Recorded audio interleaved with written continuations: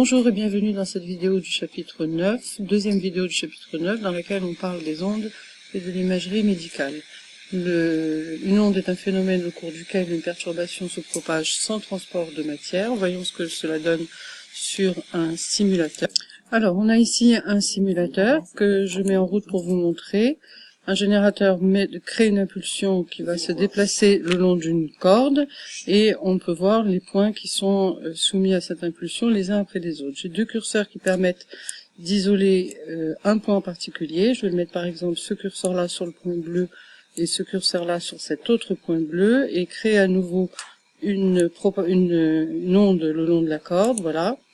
Et je vois ici, je surveille ce point bleu, qu'il va s'élever, puis revenir à sa place. De la même façon, celui-là va s'élever, puis revenir à sa place, ce qui nous montre bien que la propagation se fait avec transport d'énergie, puisque les points montent et descendent, mais sans transport de matière.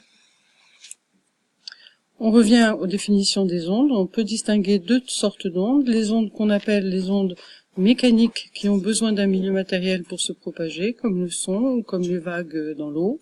Et puis les ondes électromagnétiques, qu'on appelle aussi des ondes hertziennes, comme la lumière, comme les rayons X, comme les ultraviolets, qui se propagent, eux, dans tout milieu transparent, et dans le vide, c'est ce qui les caractérise. Voyons les ondes mécaniques par l'intermédiaire des ondes sonores et ultrasonores à l'aide de l'animation. Alors, on a ici une animation que je viens de mettre en route, qui montre la propagation d'une onde sonore. Alors on va mettre un régime sinusoïdal, comme ça fonctionne tout le temps, qui montre la propagation d'une onde sonore dans un tuyau. On voit la membrane ici qui vibre pour produire le son, la membrane qui est excitée par un courant électrique, et on voit que les particules ici ont un mouvement, si j'isole cette particule, d'aller-retour, mais que elles reviennent toujours à la même position, ce qui montre à nouveau qu'il n'y a pas de transport de matière. Lorsque le son se propage, c'est une onde mécanique. Alors, cette onde mécanique, cette onde sonore peut se propager, on le sait tous, dans l'air bien sûr, mais dans l'eau ou à travers un mur, donc dans un solide, mais ne se propage pas dans le vide. Les domaines de fréquence des sons audibles, on voit ici pour l'oreille humaine, sont de 20 à 20 000 Hz, ça c'est pour l'oreille humaine. Au-dessus de 20 000 Hz, on a ce qu'on appelle des ultrasons, lorsque la fréquence est plus grande que 20 000 Hz. Les oreilles de certains animaux sont sensibles à ces ultrasons. Les chiens en particulier entendent au-delà des 20 000 Hz auxquels nous entendons. Et puis en dessous de ce domaine de fréquence, en dessous de 20 Hz, ce sont les sons très graves.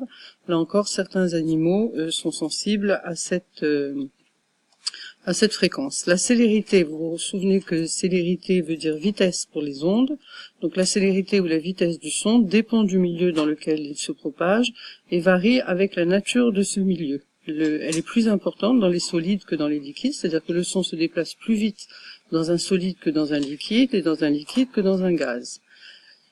On peut appliquer ça en notant que par exemple la célérité du son, c'est ce qu'on voit ici, est de 340 mètres par seconde dans l'air, donc en une seconde, une onde sonore parcourt 340 mètres. En revanche, dans l'eau, donc dans un liquide, elle est de 1500 mètres par seconde. Elle peut se calculer, la célérité du son, c'est une vitesse, donc elle va se calculer par distance parcourue par l'onde sonore sur durée parcourue par l'onde sonore, V égale D sur delta T.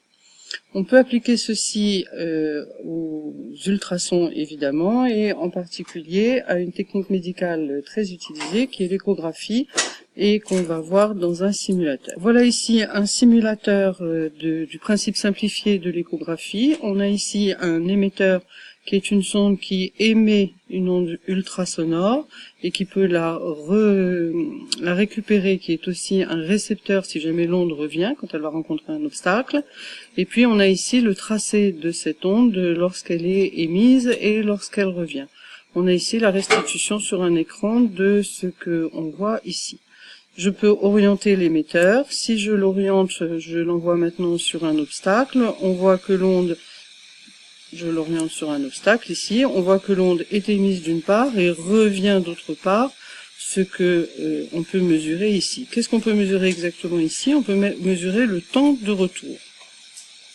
On connaît le temps de retour qu'on mesure ici, comme vous l'avez appris à le faire sur la première vidéo. On connaît également la vitesse du son, de l'ultrason dans le milieu dans lequel on a envoyé l'onde. On peut donc en déduire la distance à laquelle se trouve cet obstacle. On peut donc finalement, si on se récapitule, déduire deux choses.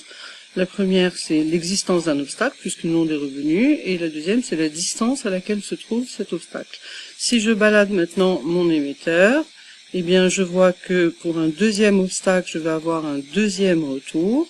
Donc je peux à nouveau calculer le temps qu'a mis l'onde à revenir et avec la vitesse en déduire la distance à laquelle se trouve cet obstacle.